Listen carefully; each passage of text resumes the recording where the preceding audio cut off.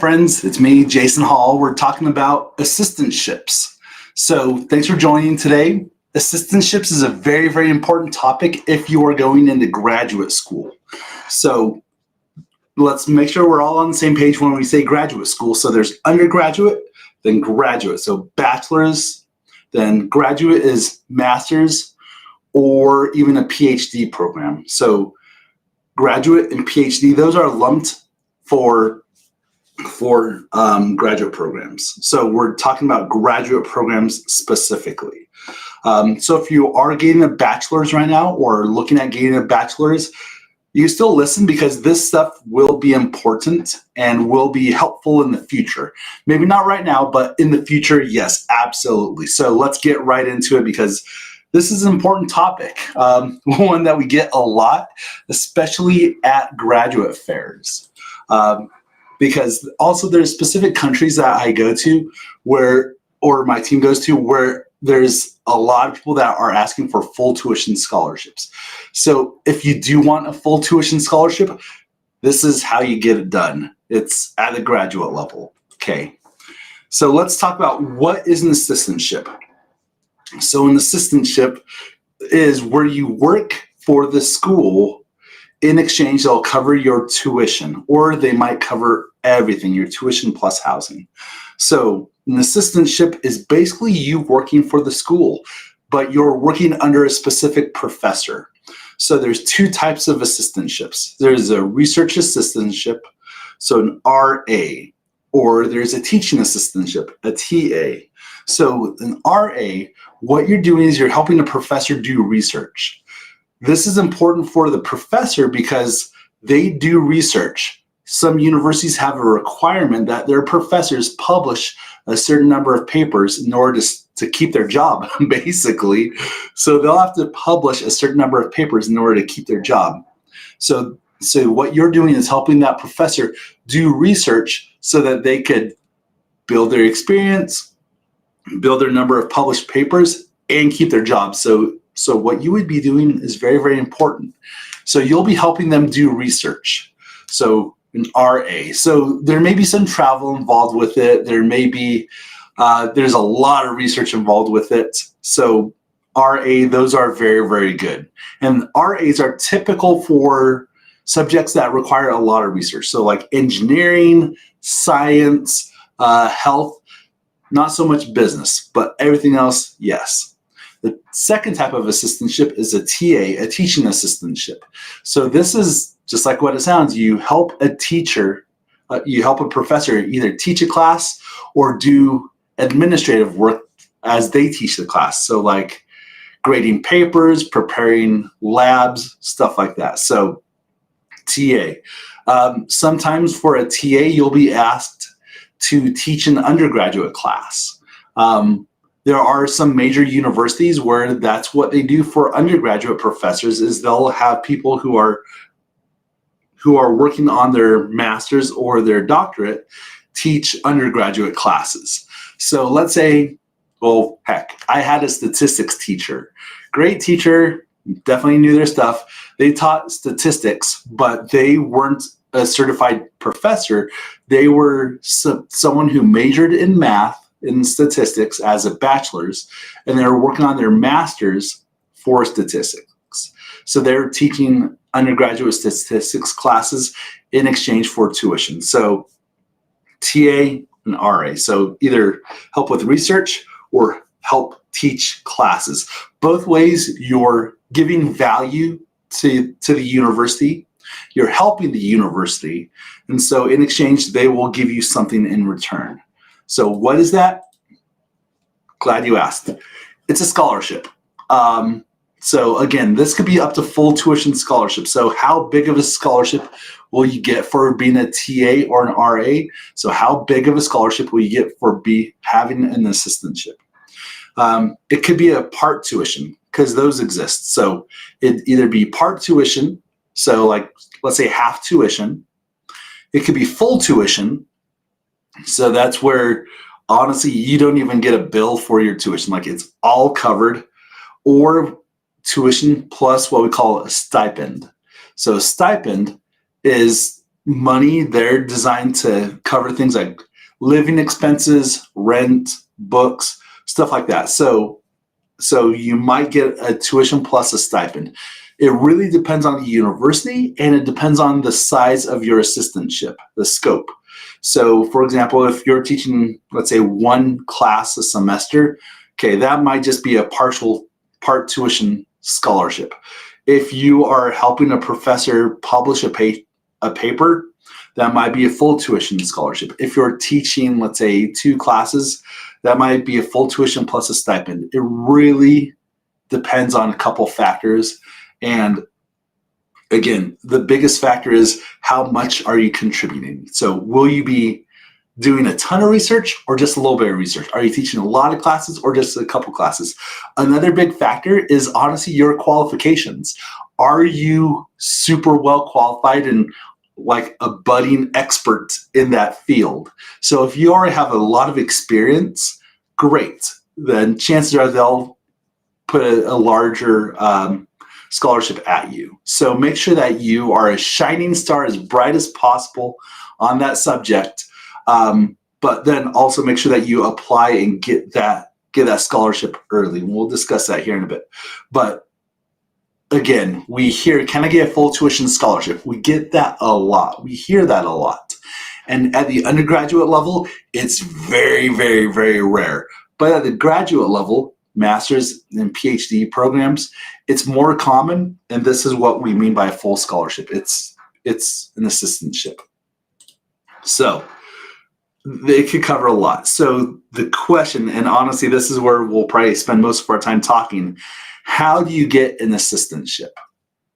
So they're great as long as you can do your research and pass your classes, teach classes and pass your classes, or publish your papers, do your research. Assistantships are awesome. So how do you get them? So honestly, you research and you apply for it just like a job. And I don't mean like look at a job listing, find a job and throw your resume at it. No, you got to do a lot of research even on the back end. So I'm going to show you how to do that. So what I'm going to do is I'm going to share my screen. Okay, now you should be seeing my screen. So what we have here is this good old Google. So honestly, this is a search engine that honestly, or a web browser that I just installed for this purposes. I don't really use this one, so there's zero search history.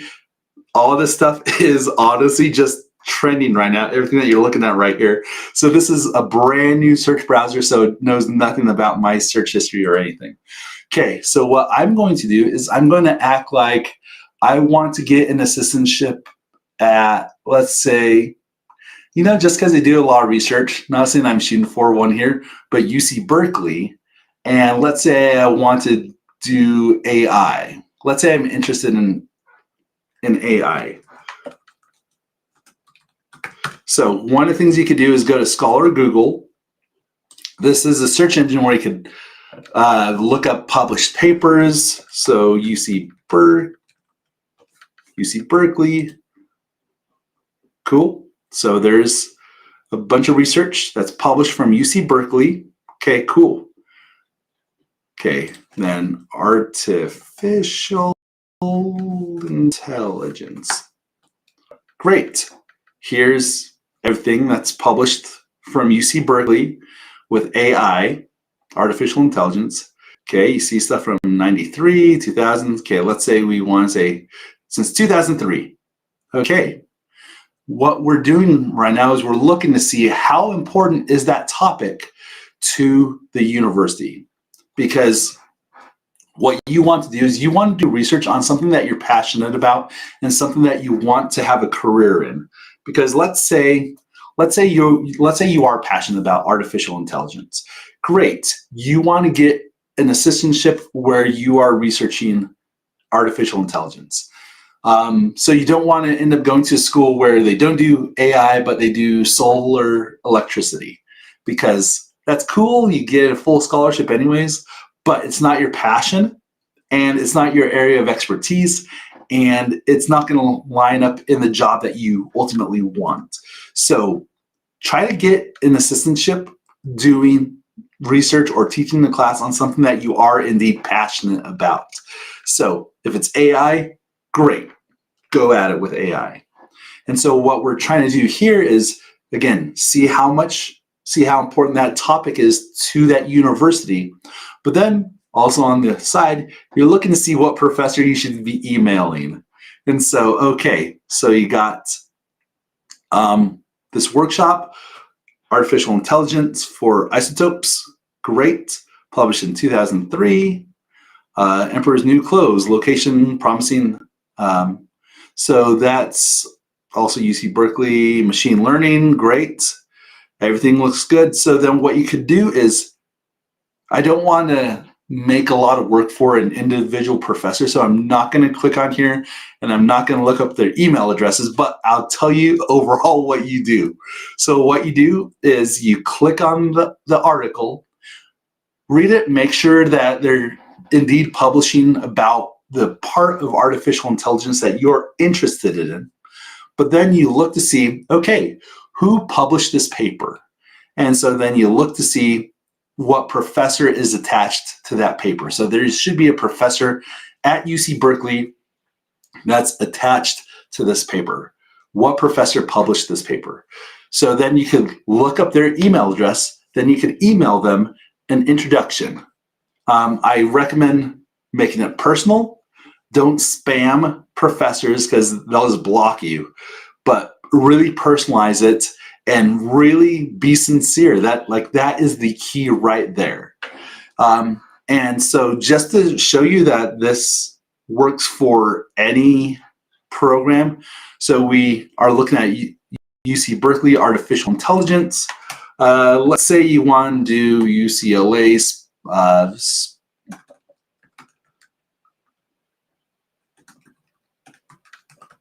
UCLA social impact. Let's say you want to get a doctorate in sociology. Great, from UCLA. Great, here you go. And so again, still looking at, yep, papers published in 2023, so this year. So you can look like, okay, cool, here's someone, historical perspectives on its scientific, clinical, and social impact. So talk about BRCA, so that's kind of more science. So might be related, might not be. You'd have to read the article or skim it. Hollywood and Hope, looking at social justice and human rights through a critical media lens. Great, that might be a good one. So then same process. I'm showing you this because just showing that's not just the topic that's hot right now. In artificial intelligence, Chat GPT, that is a hot topic right now. So showing that, yes, there you could do whatever topic you want. And let's say you want, so we looked at UC Berkeley and UCLA, both really, really big names. There's one really good school. Actually, there's a lot of good schools that are lesser known. So I'll type in one, Oregon State University, just to show that, yes, they publish a boatload of papers. And so let's say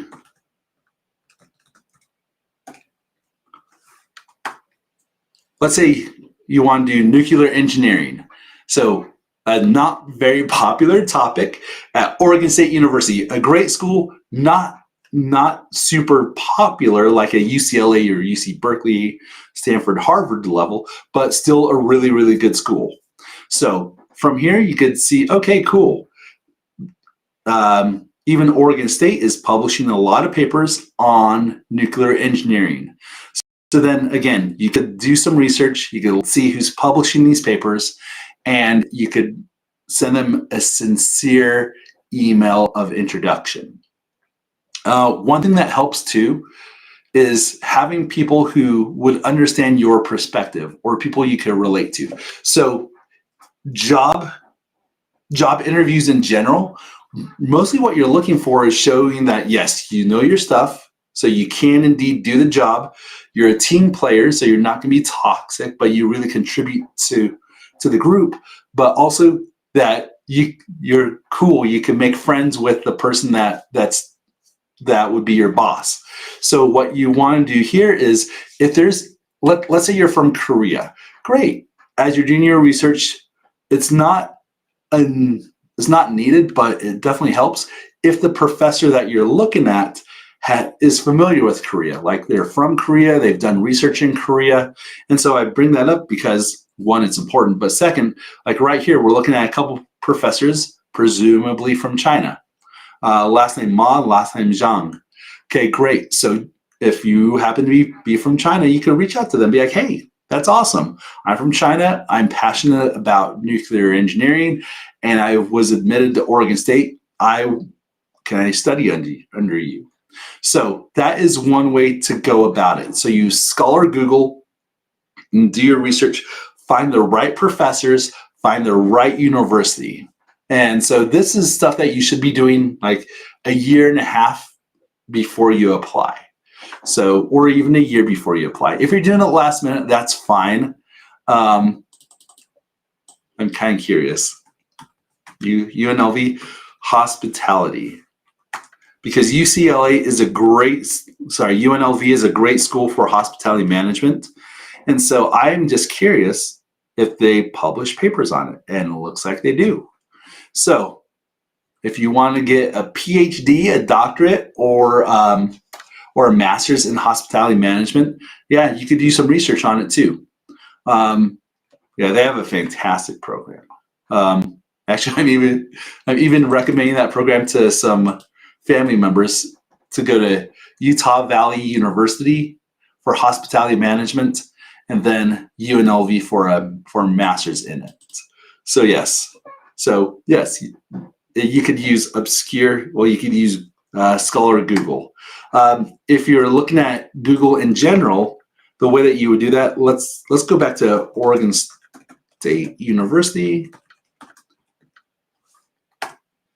nuclear engineering. If you type that in, yeah, you get those results. But if you type in news, so here you go, from 2 weeks ago, Oregon State University researcher to help lead 25 million, I'm guessing that's research. How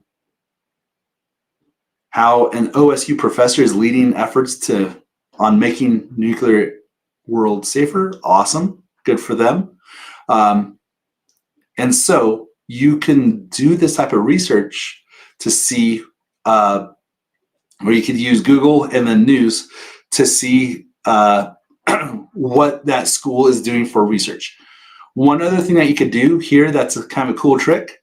So Oregon State researcher is leading the charge.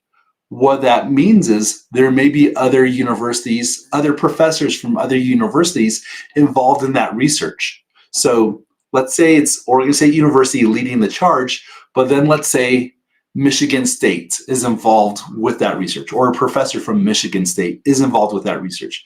Great. All of a sudden, there's two schools that you might be interested in, Oregon State and Michigan State. So this really could like just balloon up with tons of options.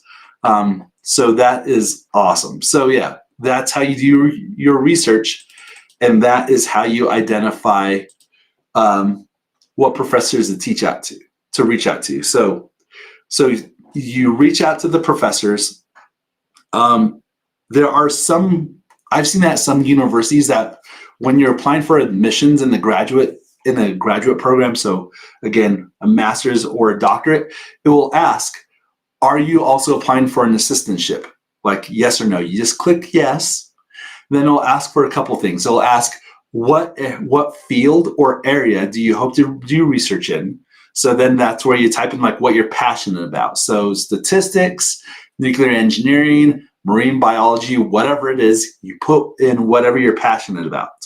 But then we'll ask for you to upload your resume and upload your cover letter. So those also get kind of tricky. And honestly, like one of the next videos, we're going to go over resumes, but for your resume, you want to customize it to that specific position that you're applying to. So let's say you're applying to let's say 5 different universities, and one of them you want to do a teaching assistantship and you want to teach engineering, but then another one you want to do research on nuclear engineering.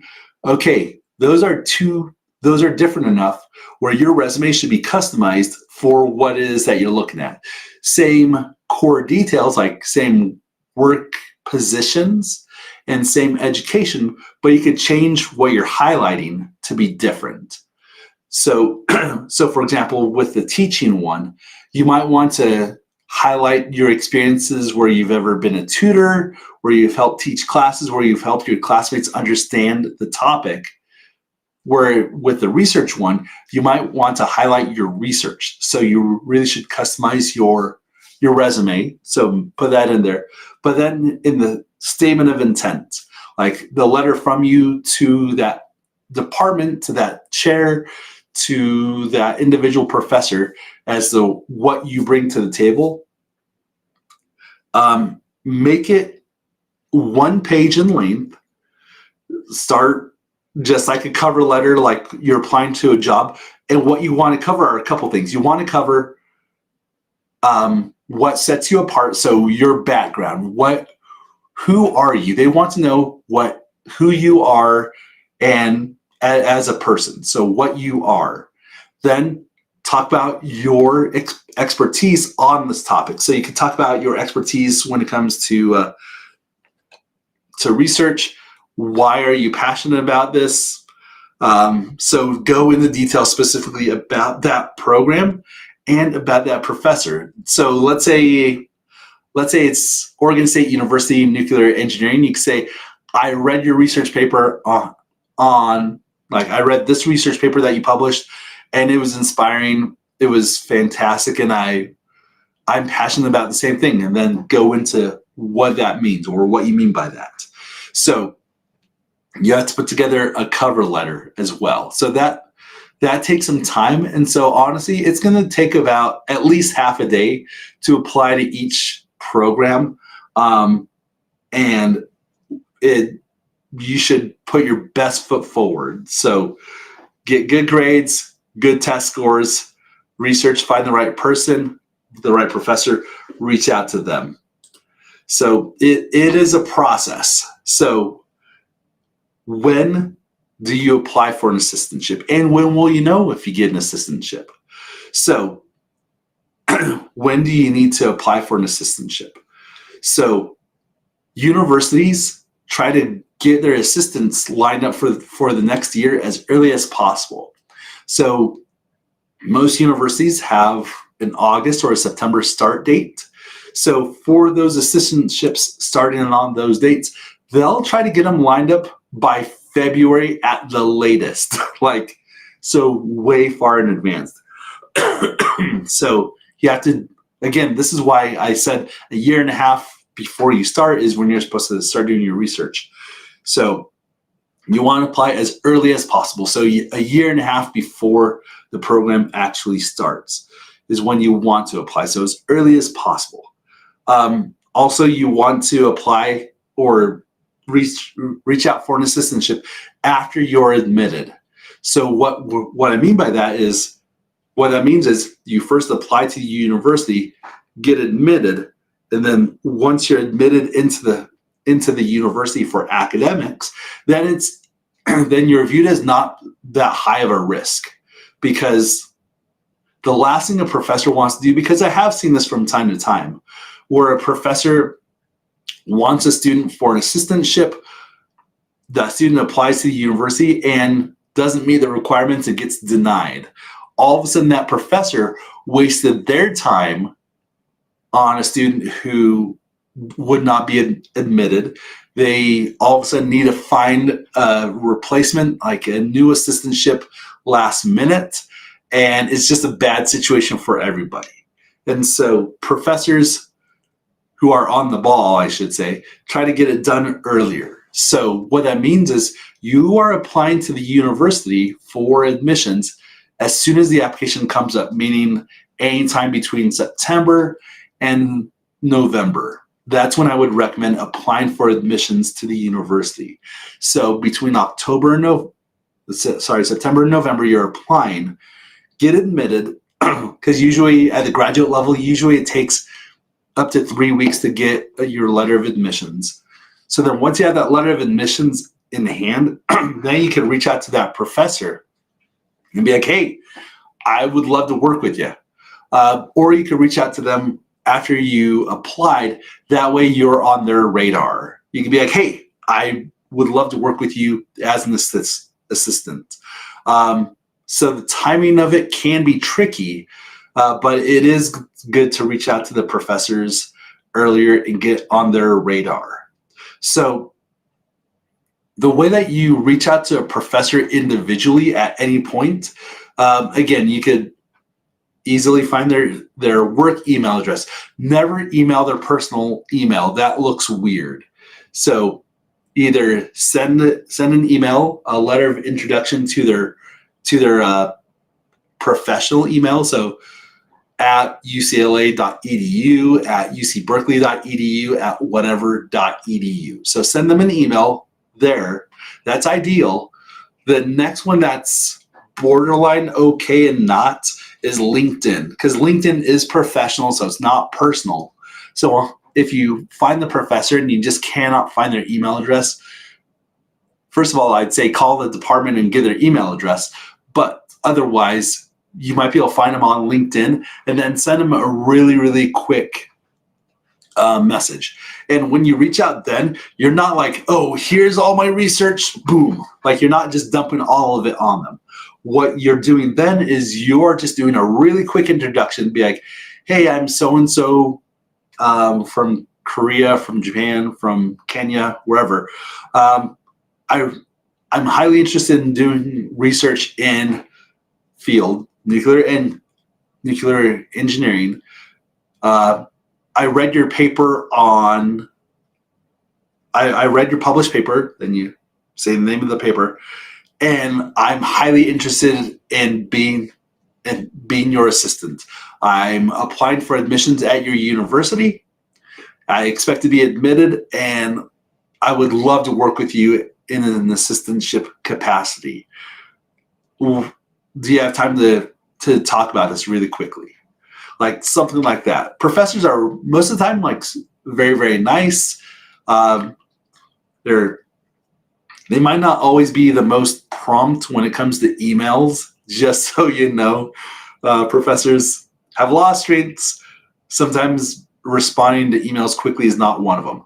But that being said, you still reach out to them, get in contact with them, and just get on their radar. So do that as early as possible. Okay, so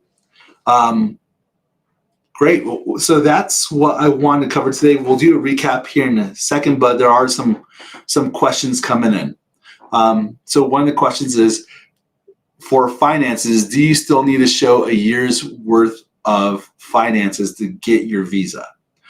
Great. Very, very good question. So in order to study in the United States, you need to have bank statements that show that you do have 1 full year's worth of, you have money to cover 1 full year worth of studies. That way you have enough money to come here, attend your classes, pay for your apartment, whatever, live at least for the first year. So with an assistantship, if it's full plus stipend, like again, let me show that right one. So if it's a full tuition scholarship, you'll just have to show that you have enough money for your living expenses. If it's full plus stipend, you need to show that total amount of offer, the tuition plus stipend, covers what you would be expected to pay during your first year. Every university has a term called an I-20 amount. The I-20 amount is how much that university or college thinks it will cost for tuition, living expenses, books and fees, insurance, everything, what it costs to live during during any year. Sometimes those adjustments those expectations aren't 100% accurate, but they're pretty close. So that's called an I-20 amount. So if the I-20 amount matches what they're offering you for a stipend and tuition, great, that could zero out, meaning you don't have to show any finances. What you need, though, is you need a letter from that university showing those numbers, showing the I-20 amount and showing your tuition and stipend. That way it's showing that your expected out-of-pocket expense during that first year of studies is indeed zero. That's what you want, because then when you go in for your visa interview, it would be wise to still bring in your bank statements, but you don't need to bring them in to prove that you have enough money to study for your first year, because the university is already saying that they will be paying for it. So that is hopefully that answers your question. But if the tuition and stipend covers all of your cost and adds up to that I-20 amount, well, at that point, then you should not need to show a lot of money in your bank account. So in order to get your visa, that is. So that works. I've seen situations where students will, at that point, ask the university, like, hey, can you cover my plane ticket? I don't have enough money for a one-way ticket to get to campus. Work with them on that. So yeah, that is a very, very good question. I see a question of how long can you do an RA or a TA? So very, very good question. So is it 1 year? Is it multiple years? Yeah, most of the time it's multiple years.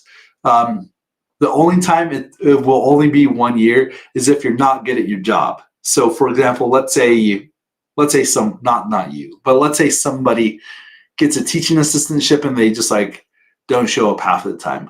Yeah, that job's not going to last, and that'll be for just 1 year. But let's say someone's teaching a class and their students are not passing their classes. Then that's a problem, and so that won't last long. So that will just be 1 year. But if you get an assistantship and you're doing your job well, you're doing your research, you're publishing papers, you are teaching your classes, yeah, it's going to go on for the duration forever, how long your program is. So if let's say it's a 2-year master's, great, chances are it's going to last 2 years. If it's a 4-year doctorate program, yeah, it's going to be for 4 years, but at the same time, you need to be publishing your papers. And so it's going to last longer than a year. But actually, that brings up a very, very good question. So you publishing your papers for a doctorate program. At a master's program, you might be expected to write a thesis or do a project. Most programs are one or the other, thesis or a project. At the doctorate level, yeah, you're expected to start publishing papers for that university. And so you need to make sure that you have enough time in order to do your research and publish your paper.